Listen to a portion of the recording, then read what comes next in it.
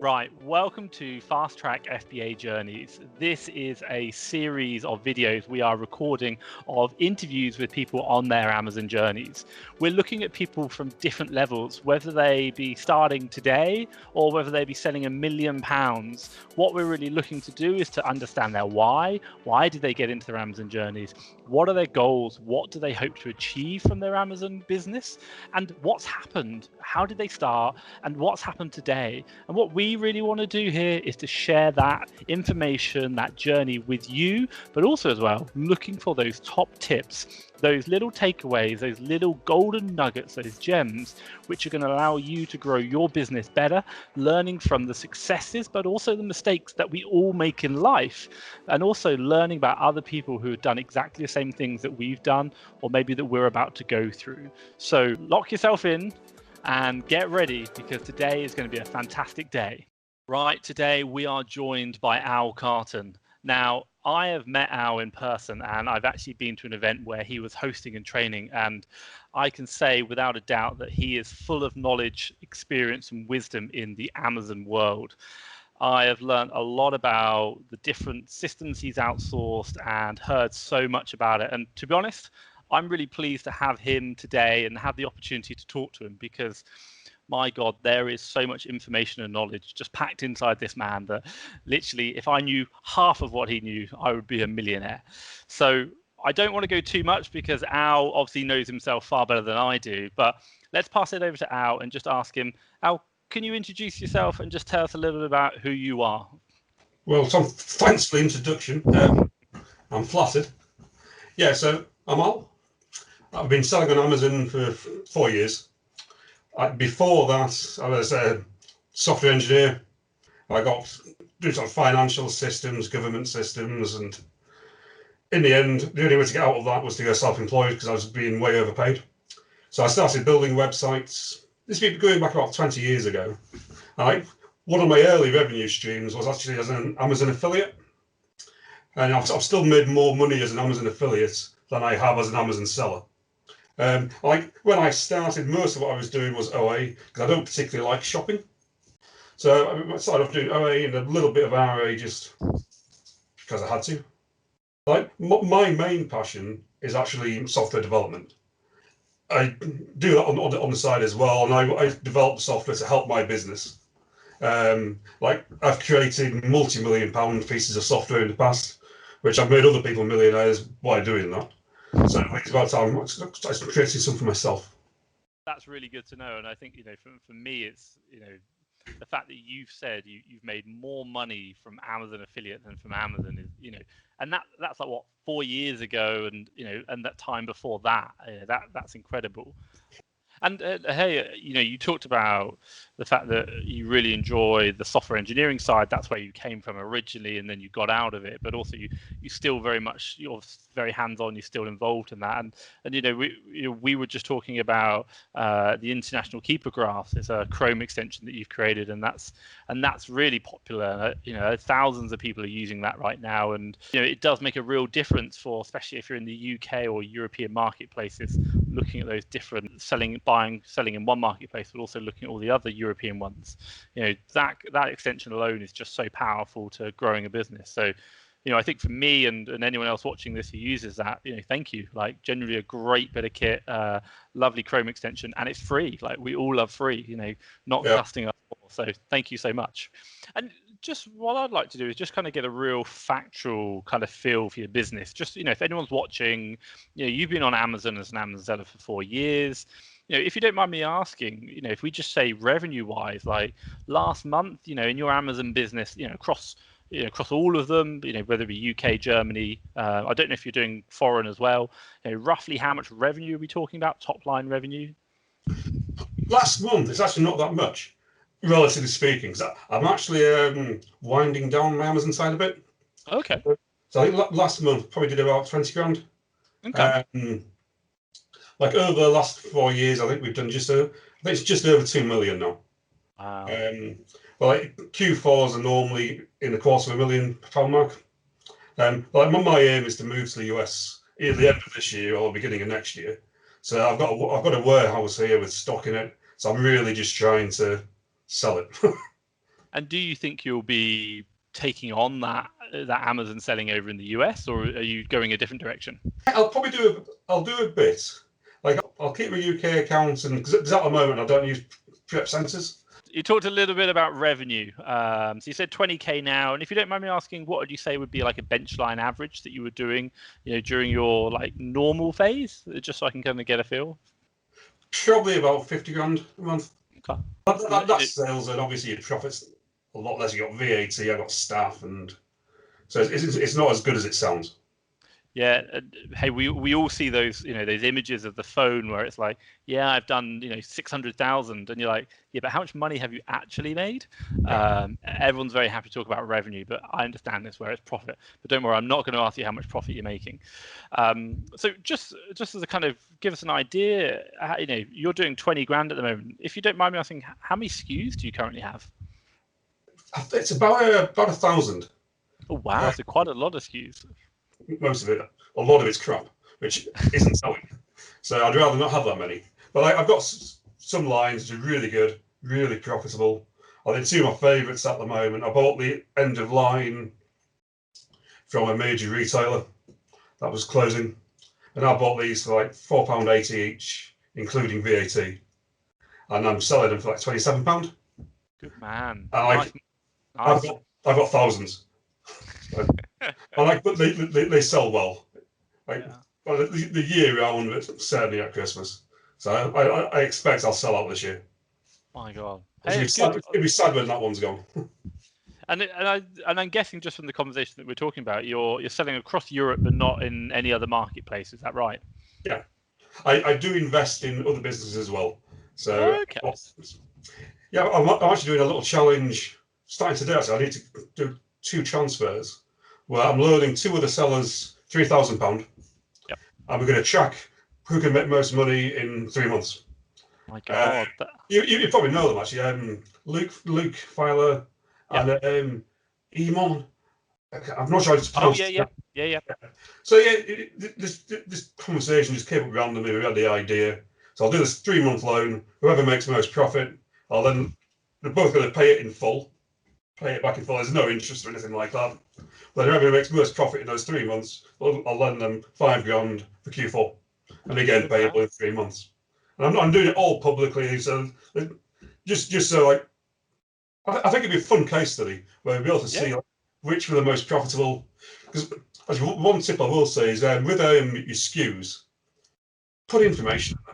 Because from my SKUs, I can work out where I purchased it, what the date was, what the cost price, how it was sourced, whether I used one of the various tools, whether it was RA, whether it came off a list, and then I can then filter on that to actually identify like, oh yeah, it's worth me paying for this list, it's worth me paying for the service, or I'll drop this one. Yeah, and hey, I completely understand, and so many people I talk to, they they have tactical arbitrage, they have sourcing lists, they'll do manual sourcing with VAs, and it's kind of like, okay, what's working for you? And they're like, I don't really know. We kind of get deals. And you're like, you've really got to analyze everything and say, is this adding value to my business? And I think that's an amazing fact that you're doing that, and you're analyzing it at the SKU level. You can see everything the moment it's sold. That's really good. That's fantastic. So you just talk me through your Amazon business over the last 4 years. Give me a rundown of like you started in it and how's it been? Because you've done so much that I know of, but obviously share with us and let us know a bit more. I think my first test sale I actually did on my personal accounts. But my father-in-law got me a distance camera for golf, and I never used it. So we'll put it on the Amazon Marketplace, see what happens. I think it would have been FBM then. I remember listing it, and it probably took a few weeks and it sold. And I'm like, oh, well, that works. That was, I think, 4 years ago, just over 4 years ago. And then didn't do much with it, as working other things. I thought, okay, let's try it with some of these like second-hand books that I've got. So basically went through all my DVDs. So I've got hundreds of DVDs, a fair few books, and a lot of my books are like business ones.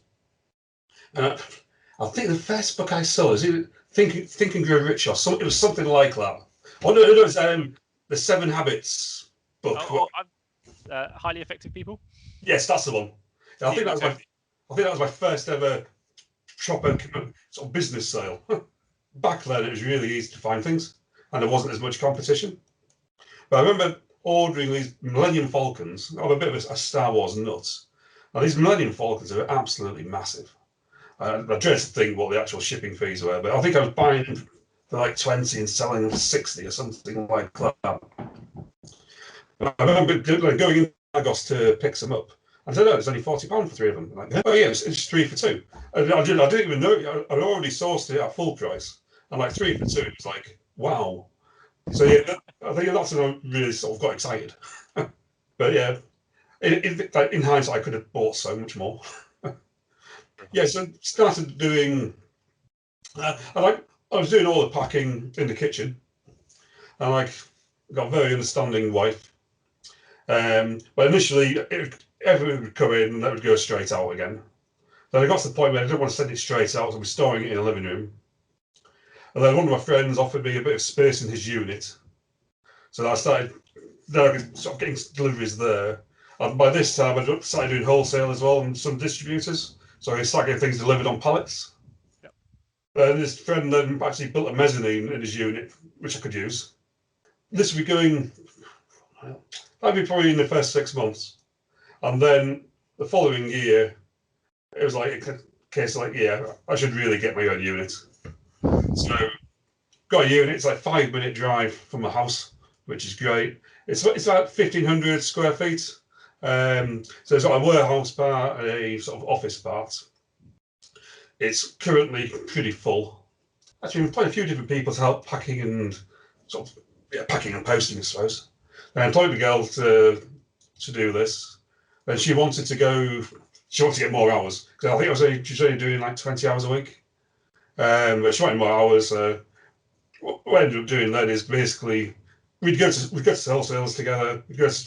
Well, she's really into shopping, so we'd go to some shops. Then if she wanted more hours, so thought, well, what you could do, you know what you're doing, you could do RA. So bought a van, got a credit card with her on it, like a business credit card, and then basically she'd drive around 3 or 4 days a week, and then sort of pack and ship like 1 day a week. And it worked well. Like she enjoyed it. Like there's some bad buys, but we all make them. Well, that's another reason for one of the things I'm developing is to sort of prevent bad buys like that when you're doing RA or OA or whatever. Yeah, so she left me beginning of this year, unfortunately, because she wanted to get a normal job. So she's working with the police now. Okay. But yeah, it was really good. It was a good experiment. That helps me, made me a bit more extra cash. Helps her out. She could do very flexible hours and as many hours as she wanted, as long as she was buying good stuff. How long was that running for? That RA, having someone doing RA for you? She was with me about 2 years. Like the first year, it was just shipping into Amazon. Then she did RA. It would be just over a year. Yeah, actually, it would be a year because with the van insurance, I didn't renew it for her. And she was only in her early 20s, so when I took it off, my van insurance premiums dropped dramatically. Because I remember, obviously, when I first met you at an event, you did a presentation on that, outsourcing the RA. If you don't mind me asking, obviously for everyone listening, how successful was it? For you, was it worth it? Obviously, there's a lot of risk involved in that. Obviously, when you're paying someone to do that, it's a lot of the wages is the biggest cost.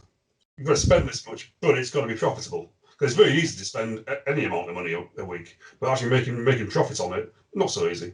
I understand that in my business as well. We have that same kind of, my purchasing manager will have an X amount to spend, but you're like, yes, I want you to spend this, but please, it has to be profitable items. Yeah. That's that. It's that kind of balancing that, and I'm guessing for you, is it about having the right person? You sounded like she was very trusting and the right individual that you trusted her to do. Yeah, that. It's all down to the right person. You've got a lot of trust in there. The credit card only had I think it's a £5 limit, but we were paying it off probably twice a week. Certainly during Q4. And I don't want to micromanage and have to check everything. So yeah, there's an awful lot of trust. And for you or for me, when you talk about, should we say, and whether it be me having a purchasing manager or purchasing VA, and mine's in the Philippines, or you having someone physically buying stuff on the road, what do you look for in that kind of person? So you say, the moment you have a VA or an employee who they're working for you one day, then the next day they've got the credit card. That's a big leap of faith. As much as we trust people, we're still like, my God, they can go spend £5,000 of my money like tomorrow. What do you look for in that kind of person? How do you say, yes, that's the right one? With Gemma, I've known her for a while. It was actually a father who actually lent me space in his unit. You just get to know people. It's a risk, but end of the day, I could have lost £5,000. Because I obviously do look at the bank statements before I pay it off, and I do see what stock's coming in. I don't check everything. But like, if you employ anybody, you've got to trust them. Yeah, I understand you can't be there micromanaging everything. Otherwise, you'll never have any staff. There's got to be an element of trust. But also as well, it's just kind of looking at like saying what's worked. How do you minimize that impact? And like you say, it's looking at the bank statements, checking those things. But getting to know the person beforehand, and that's really important to say, actually, I'm now happy to give you a credit card on a very short leash to start with, and then we'll let that leash go longer and longer. And now I feel comfortable. You've done OA, RA, wholesale. For people who are maybe looking to transition from OA into wholesale, and that's a typical kind of maneuver from people doing OA, RA initially going into wholesale. What kind of advice would you give from your experience that you've done? With wholesalers, look for wholesalers in places where people don't. The easier something is to find, the more competition you get out of. That's one of the problems with a lot of sourcing sort of services and lists. If you can find it that easy, so can everybody else. The price, everybody hates penny under pricing, but it still happens. And like, if your prices drop, and you do get a lot of new sellers who don't actually realise they're losing money. And you'll get some wholesalers like me. I just want to get rid of stuff. I don't care if I'm losing money. I just want to empty my warehouse. But what I would do is look local to you, drive around the different industrial estates, look in the yellow pages. Like, yes, if you search Google for toy wholesaler, you can guarantee the top ones that come up, it ain't going to work because everybody can find them. And there's like, toy wholesale is difficult because of the margins. Like, look for different things that aren't the norm. Like, look for unsexy products. Google for wholesale, and like the worst, sort of the shittier the wholesaler's website looks, it's probably the better wholesaler to go for. It's like one of my distributors. I met via Spring Fair. So go to Spring Fair, go to different fairs. I say one of my wholesalers. He emails me from an AOL email address. AOL, I love that. Very old. And then, like, I do my orders in Zero, so they're all nicely printed and everything. Then, so I'm a distributor. He's basically going to be an agent for the distributor. So then he prints off this one that I've sent him, hand writes it onto like carbon papered order forms, then sends me a copy of it and sends it to the distributor. It's like, seriously? but yeah, 21st century, but no. But like, a lot of wholesalers are old school. Yeah. It's like, so yeah, you've got to. I think a lot of them like meeting in person rather than just getting a random email from anybody. So like, in person's better. Telephones would be the next option. I completely agree, and I think, look, if you bring that back down to the OA side, online arbitrage, you say, well, if it's easy to find, the prices aren't going to be great. The competition's going to be a lot higher. And in the UK, you'd typically say Argos. Yes, there are good deals to have, but a lot of the products you'd find in the major stores such as Argos, it's on every sourcing list. It's on, if you ever type in like Lego, it's going to show up very high on Google results, and you just see that price disappears. It crashes. Whereas I love the fact that you're saying, my God, look for the the unsexy products. Don't look for the AOL email addresses. get the yellow pages out. Oh my God, it's been how long since I've heard the yellow pages being referenced. And that's great. Like, I think that's some really useful information there for anyone looking to do that. You're quite a big seller, but a lot of barriers people have to wholesale are they don't feel like they're big enough. They don't feel like they need a website, they need a corporate entity, they need to seem like this big, massive behemoth. Is that what you faced? Have you had those problems? At times, so when I started 4 years ago, it was a whole different ballgame. Some wholesalers won't deal with Amazon sellers, some will. And it really is sort of a numbers game. The more you can approach, the better. And there's different fairs for every industry, whether you're doing party supplies, toys, DIY stuff, whatever. And just get out to these shows. And also drive around industrial estates, looking at what businesses are there. You'd be surprised. Yeah, I understand. And hey, the thing is, make that contact, isn't it? It's get out there and say, hey, can we work together? And if you get some good pricing, then wow, that's something that no one else is going to get. Be able to just simply sitting on their computer and Googling it. You talked earlier on about investing. Right now you've got a challenge going on, which is £3,000 going to two different people. So many people I've talked to have thrown this idea around, like someone wouldn't mind investing in their business or they wouldn't mind getting investment, but we've always struggled with how you do that. Can you shed a little more light on that process of what you're currently doing? I invest in a few different businesses. One is a very large seller, but he has cash flow issues. So when he's got a cash flow issue, and he's on the vendor program with Amazon, so I get a guarantee that I'll get a return. So yeah, I'll just loan him money when he gets an Amazon order. But this little competition that I'm doing, it just started kind of randomly. Somebody said, how else do you look for funding? And I'm like, yeah, you could just ask somebody that's got some more funding. Then somebody else came in and said, okay, this would be an interesting case study to do. Yeah, I'm putting £6,000 at risk. But I think, I can use it now to sort of market some of my software. And I do think it'll be fun. And both the guys involved in this seem really hard working. Well, what I've seen, I've no reason not to trust them. So yeah, I think it'll be good. Which I must get on to transferring that money this afternoon, otherwise this case study is going to be very good. I will make sure I remind you at the end of this. I'm not looking at investing in other people at the moment, so please don't anybody think I'm throwing money away or comes for investment unless you've got a very, very good sort of case. And if you don't mind me asking, if someone else is looking to do this with another partner, obviously not yourself because you're not in that position to do it right now. If it was between you and me, for example, and you're giving me 3,000, how do we work out the profit that you get back? Because there's so many costs involved and clarity of the business. That's really challenging. What have you discussed? What does it look like? Not discussed all that much of it. This all came about over a few days. One of my bits of software. I was saying before, you can put your SKUs in. So in the SKU, it'll be part of the 3K challenge. And then we can track sales for things that were bought from that 3K. Then at the end of 3 months, we'll work out the profit from those sales. We'll add on the cost of any remaining inventory that they haven't sold yet. I'm not going to do it with, I'm not going to take in other costs that they've got. Because if they're paying for tools, we're paying for tools already. Yeah. Their time is their time. So yeah, so if one was using a prep centre and one's doing the prepping themselves, it's not really fair. We sort of taking the prep centre fees in because their time is their cost as such. If you know what I mean. Yeah.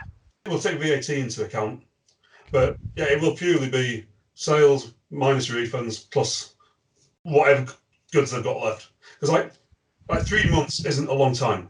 No, it's not. Whether they might not even be able to turn it over once in 3 months. If you get a fast-moving line, great. Or multiple fast-moving lines, you might be able to turn it over once, but they've got to pay the full amount back at the end of the 3 months. So I would probably think most of the buying they'll be doing in month 1. Some of it would be done in month 2, but month 3, I don't think they'll be doing any buying from that 3K, as then they need to get it back out again.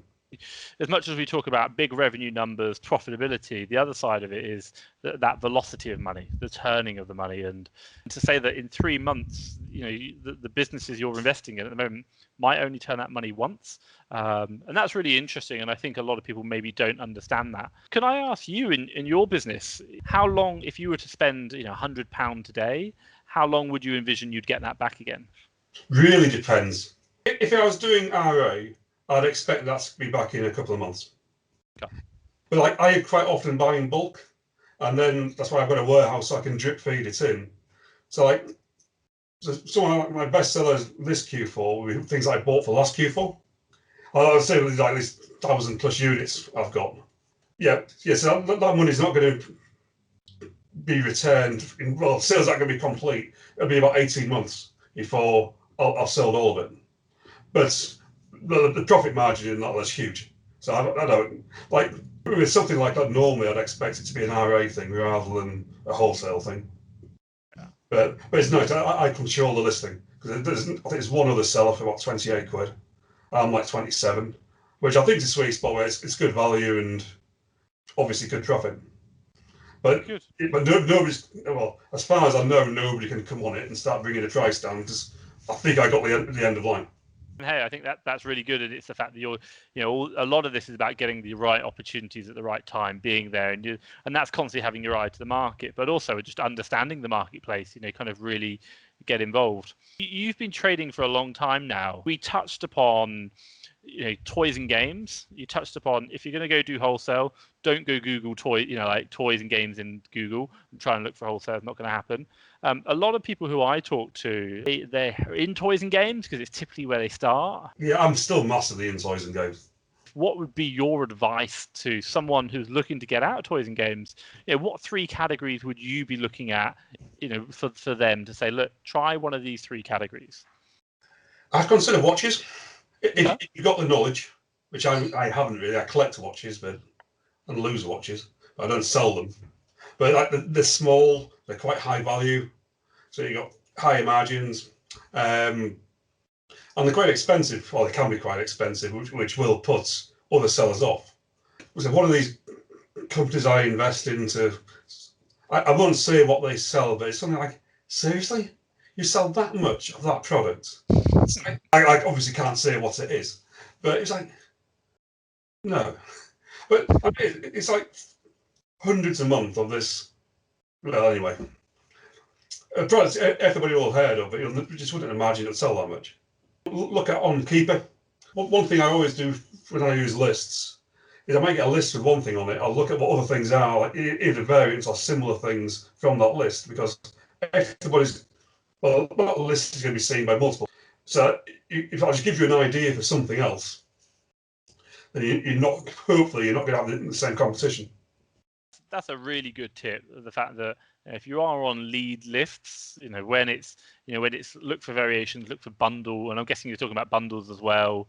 Different, can you sell this as a different package? So they've already found you one deal, which 99% of people are going to go for who are on that list. Go look to see if there's another option that you can do, which has got, the sales are similar, the profit's similar, but you're going to have much less competition because everyone else is going for that main one. That's a really good tip there. So we talked a little bit about outsourcing RA. We talked a little bit about investing in other businesses. We talked a little bit about going into wholesale. And I'd probably like to touch upon one final area with yourself. And you've been in the Amazon game for 4 years. You've done a lot. Can I ask, you've outsourced RA, but what else have you outsourced and what have you learned from it? I'm more into automation than outsourcing. I'd much rather automate it than outsource it because I can do it myself. Typically, you automate it, you do it once. Like outsourcing, you always got ongoing costs. Like I automate a lot. I've spoken before about I've been developing this suite for my own use, which I'm now developing to actually release. And first bit's coming out. It might even be out by the time this video is posted. But that will also help with sourcing, whether you're doing OA, RA, copy and paste, wholesale, whatever. It will help with that. I've outsourced content creation quite a lot. I had a team in Malaysia, which is probably a bit different to where most people outsource. I've had VAs going down like scans, lists, copy and paste sourcing. Obviously, I outsource my accountancy. I actually do my accounts myself, which I shouldn't, but I use Xero, and a lot of that is automated as well. And I'm actually looking at plugging into Xero with my own stuff, which will be fun. What else? Outsource. So I've got a cleaner, got a gardener, got a dog walker. In our businesses, we're working every hour to try and make 20, 50 pounds profit. You're like, yes, fantastic. But outside of our business, we're like, oh, I don't want to spend a fiver because it's too expensive. You're like, no. You got to have that same mindset. Like, hire the cleaner to do your cleaning in your house so you can spend more time on your business, because that's cash positive. So I think well done to you, and that's really good to see that as well. You talked a bit about outsourcing, and then you said obviously automation was your main one. Can you tell me a bit about the automation side that you've done? Because most people don't do that. They just jump straight on the VAs and get them to that. But by God, automation's where it needs to be at. Tell me, what have you automated? I've automated a lot of things over the years. So with the Amazon side, I'm automating my sort of sourcing sort of analysis. There's various tools out there. I've got another one.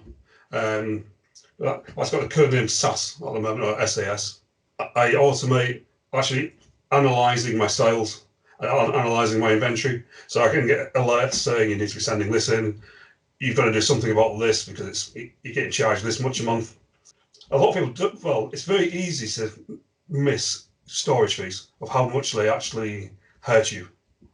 I think at the moment I'm paying about £600 a month in storage fees. I'm like, yeah, I need to get that down because that's just crazy. Especially when I've got a warehouse that costs me £700 a month and it's full. It's like automated that way. Like with my Skew creation, that's all automated.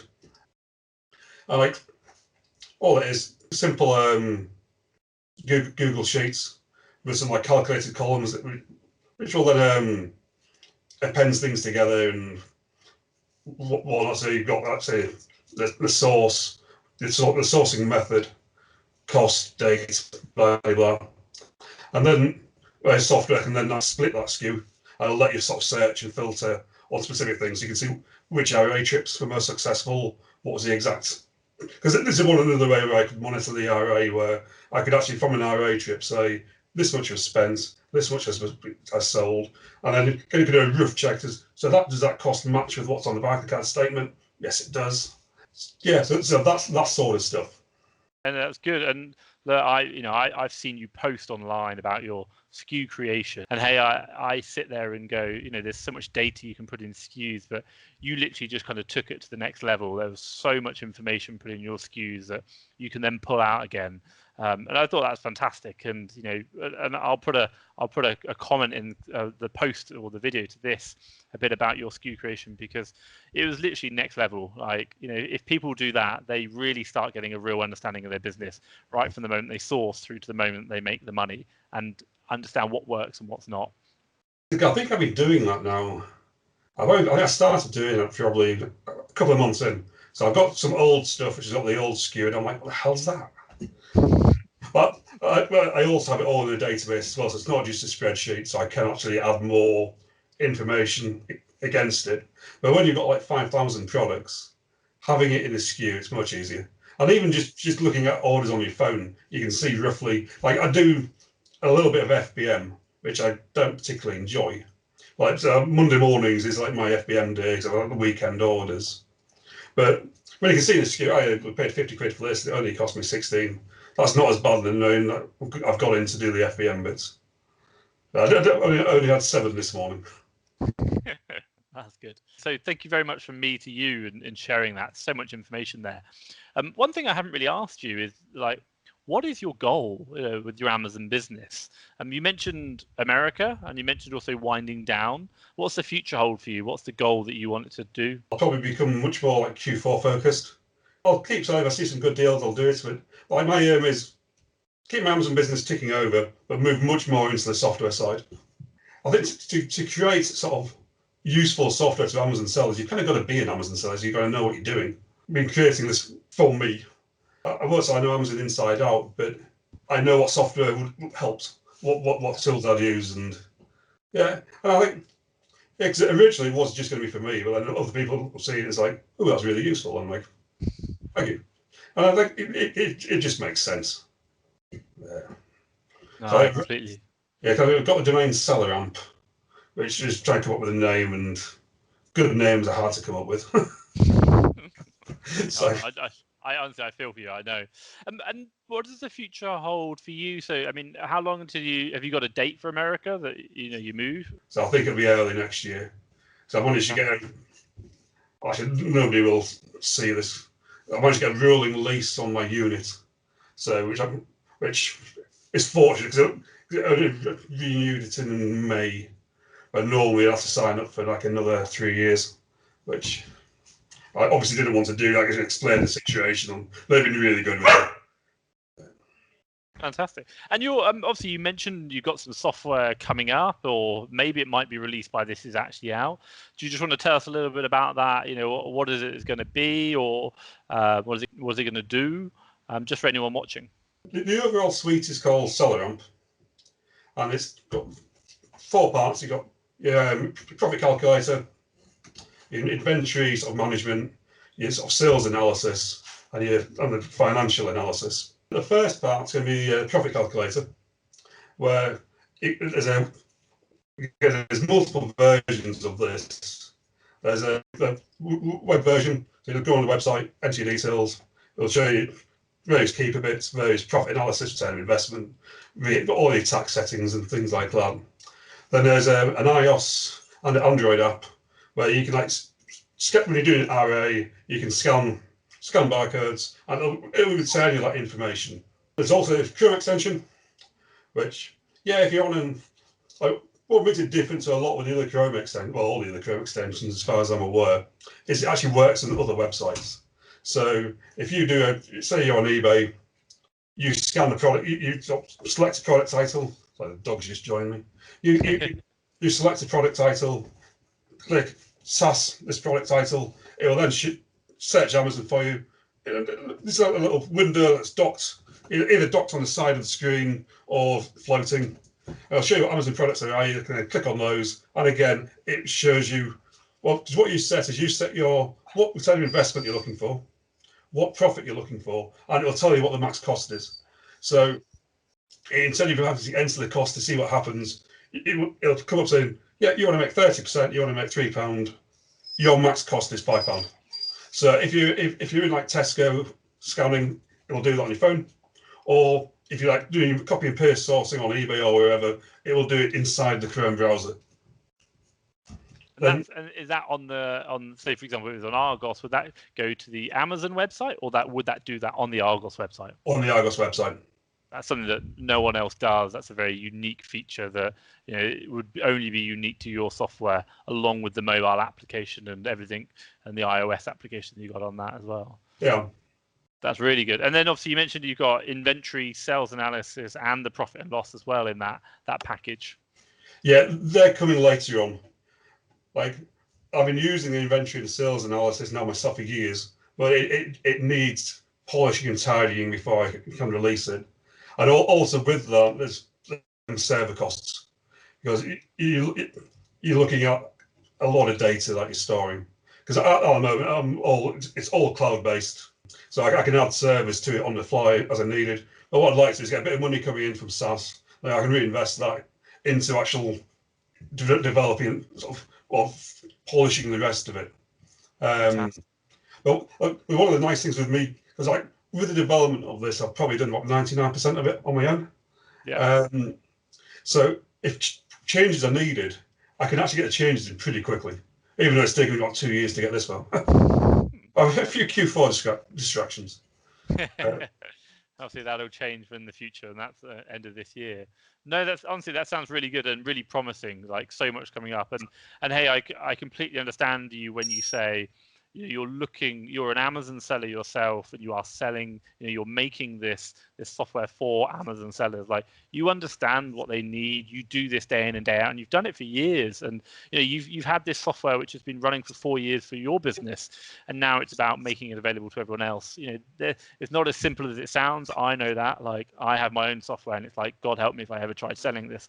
But there's so much software out there whereby, yes, it helps, it works, but it isn't made by Amazon sellers, and they don't develop themselves. And when you need those little changes that are so simple, but it takes weeks, it takes months, and you're like, man, just like, come on, this helps us. And I really look forward to that, because you know what you're doing, and also as well, your reaction to it will just be instantaneous. That if there's any little problems, it will get fixed. So honestly, keep us updated, let us know, and obviously I look forward to having you on and just talking a bit more about that when it goes live, and hearing a bit more about the software and how it can help Amazon sellers in their journey.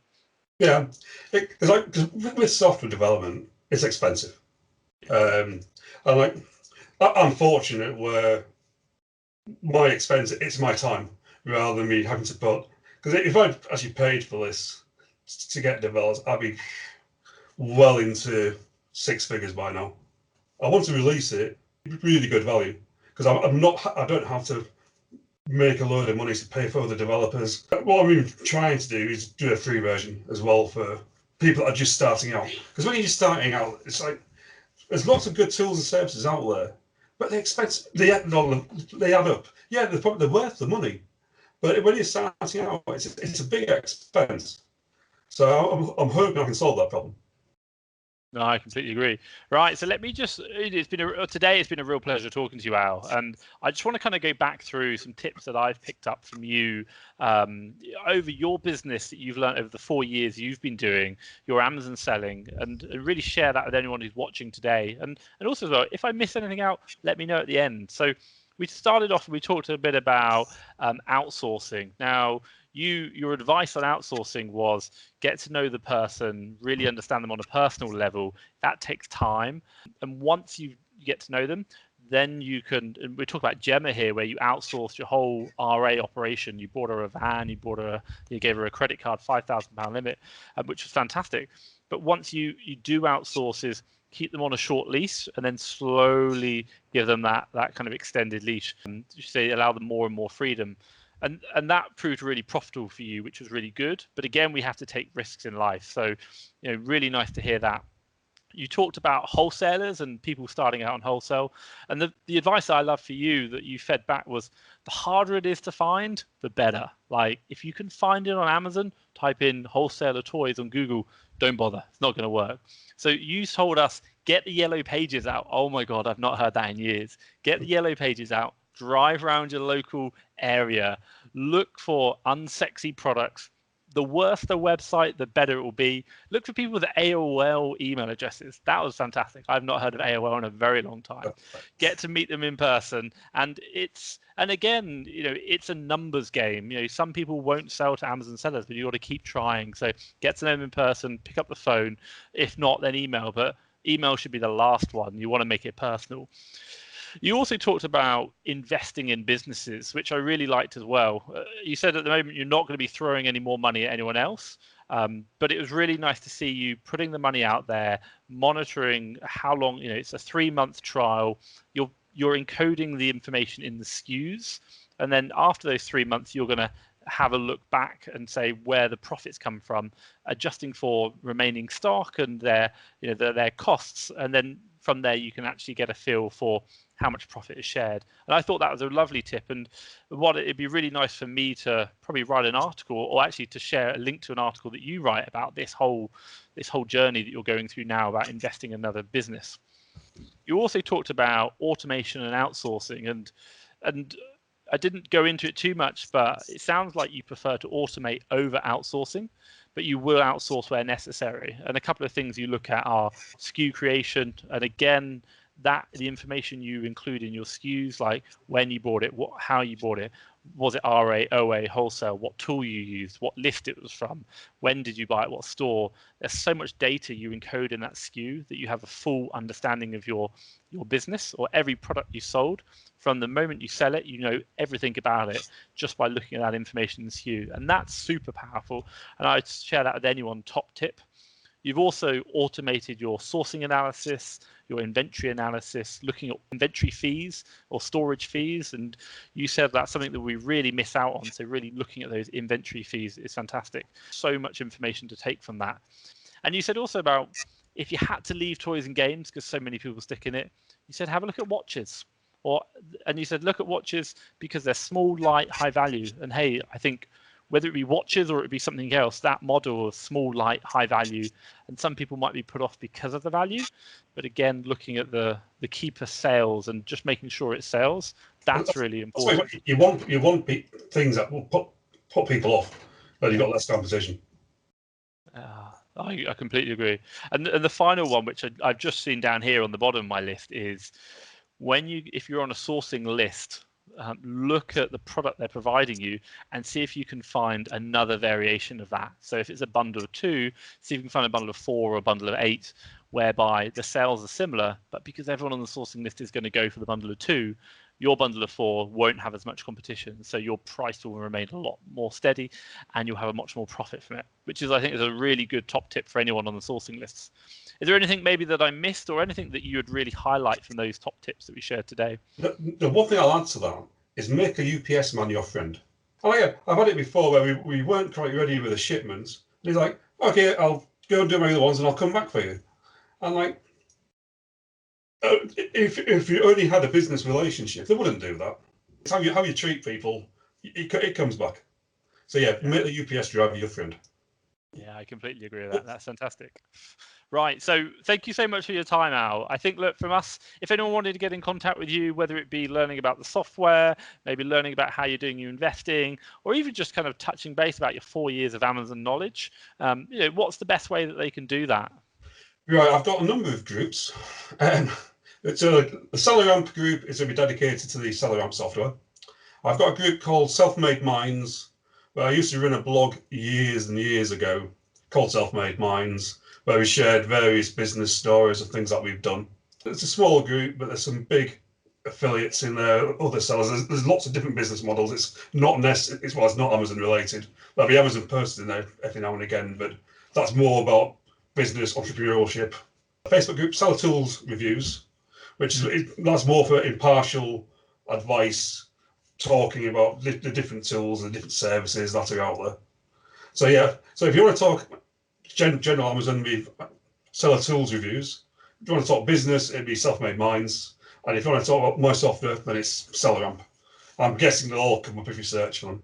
Or you can send me a friend request or whatever. I normally respond to IMs, but not always, because I do get quite a lot. So if I've never seen you personally on a forum before or in real life before, don't just message me out the blue.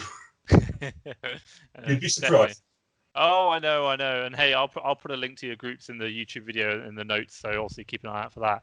Obviously, so for me, Al, Thomas at FastTrack FBA, and also anyone watching this, I just want to say thank you for sharing your wisdom, your knowledge, and taking your time to share this with us today. It's been a real pleasure, real eye opener, and there's so many little gems, so many little top tips that you shared with us that we can take back to our businesses and we can help grow and learn from what you've done, and also as well, keep in contact with you, whether it be the software or looking at businesses or just kind of Amazon in general. So thank you so much for your time and sharing that knowledge with us today. It's been a real pleasure. You're welcome. Thanks for asking.